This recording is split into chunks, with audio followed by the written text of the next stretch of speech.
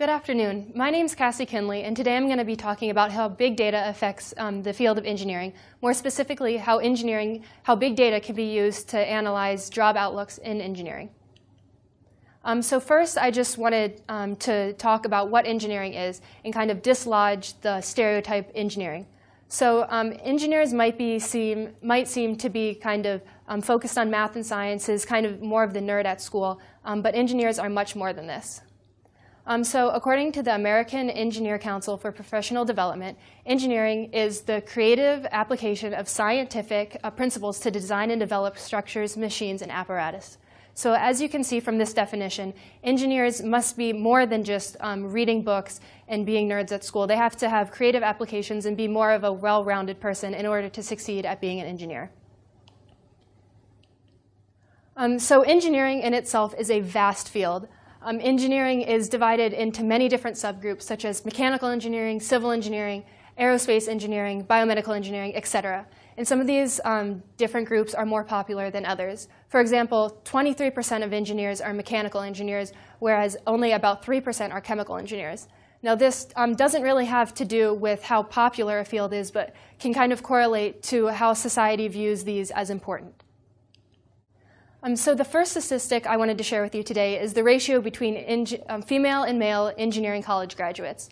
So as you can see, female graduates only comprise about 20% of engineering graduates overall, whereas 80% are male. Now, during first-year engineering courses, this is a little closer of a ratio, with about 30% being women. But as they go through the program, more females drop out than males. And then as you continue on in the workforce, only about 7% of engineers in the workforce are female and choose to continue in the engineering field.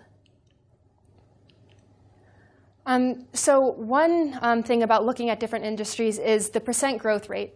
In the US, the average growth rate for occupations is a little over 10%. It's around 11%. Most types of engineering grow at a rate much faster than this, notably petroleum engineering, environmental engineering, civil engineering, and biomedical engineering. So petroleum engineering and biomedical engineering are growing at a rate of over 25%. Now, what does this high growth rate mean in the industry? It means that these jobs are going to need people to be replacing them. There's going to be a higher demand in the future. So as these industries continue to grow and become larger, they're going to need more and more people to fill the spots, which means that colleges need to be producing more and more engineers, and that they'll be in higher demand when they get out into the job force. And then unemployment rates. Unemployment rates are important to all countries with measuring the economy.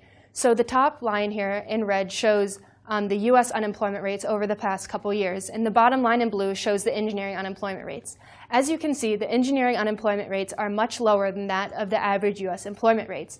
This is a good sign for the engineering field. This means that there are jobs available to engineers even in times of poor economic standings.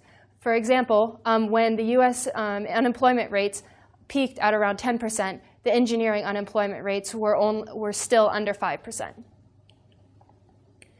Now, this graph may be a little puzzling to you as to why I'm showing it to you. The number of engineers over 55. The average rate of retirement in the US is 65. This means this graph is showing the number of workers in these fields that are going to be retiring in the next 10 years. As seen here, the average in all occupations for engineers over 55 is under 20%, whereas in these engineering fields, it's almost 25%. This, again, means that there's a lot of demand in these fields in the up and coming years, because a quarter of the industry is going to be needed to replace. And again, this means that engineers are going to be in high demand in the coming years. Next, I wanted to share with you some of the engineering salaries. Of course, when you're going into a field, money is not the most important thing, but it is often a factor. In the US, the average annual salary is about $48,000.